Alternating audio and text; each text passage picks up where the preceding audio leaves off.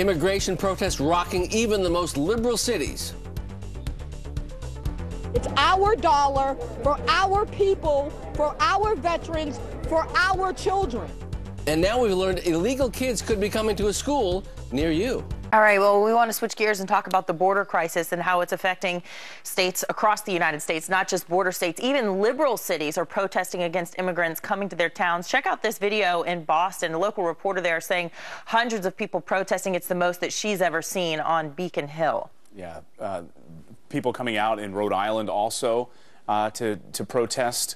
First of all, in Massachusetts specifically, where Deval Patrick has wanted to house illegal immigrants, bringing in an extra 1,000 to put into these different detention centers for processing, putting them up. And a lot of people there at these protests saying, look, these aren't children. They keep saying they're 4-year-olds, and we got to think about the 3-year-olds and the 2-year-olds that we got to take care of.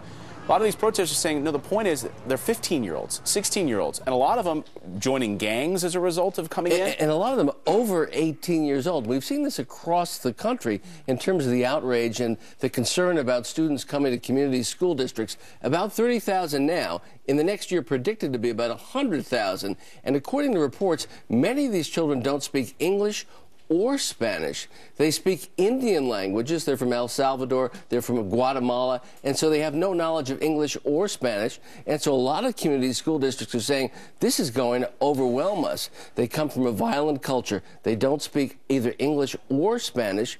And it's going to inundate the school districts that are already overtaxed. What do the schools do? I mean, what do the schools do? We spoke to the mayor of Lynn, Massachusetts a few weeks ago here on Fox and Friends. And now the superintendent of schools there in Lynn, Massachusetts, Catherine Latham, said this about the situation. She said the school system is overwhelmed and our health department is overwhelmed. They can't handle it. Right, they can't handle it, and they say that these kids, not just that they don't speak the language, they can't count, they can't read sometimes in any language.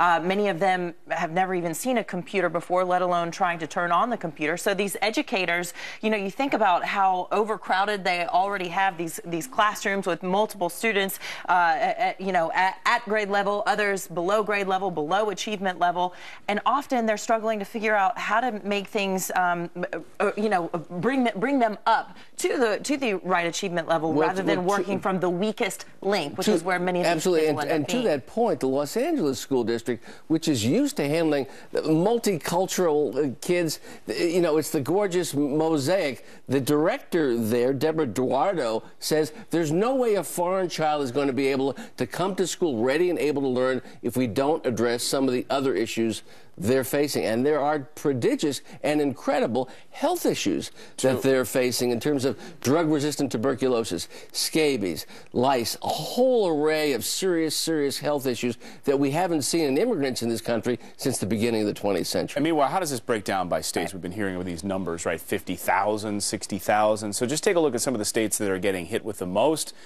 kids coming into those school districts and different centers for processing. Virginia at 2,000, Maryland 2,000, Texas a whopping 4,000 there, North Carolina 1,100, New Jersey 1,500. But these are spread out all across the country, Nebraska, all over the place. Yeah, what you're seeing here is just an example of what's coming from some of these states.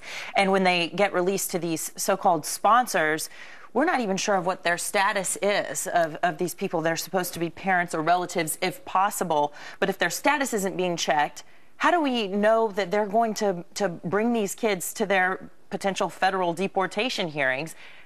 Which they don't go to. How can we trust that? We heard reports and skipping or missing them all together. And who's going to foot the bill for all of this? Of course, the taxpayer is. And we know Chicago, right? Chicago hit with an incredible amount of violence over the past few weekends.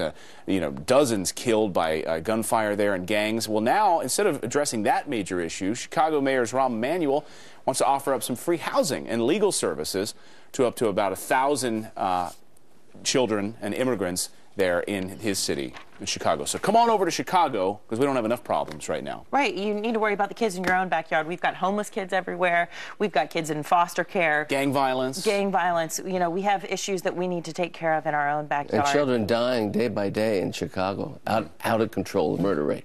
Let us know your thoughts on this story, and we have some others we want to tell you about on your Sunday morning. We'll move on to some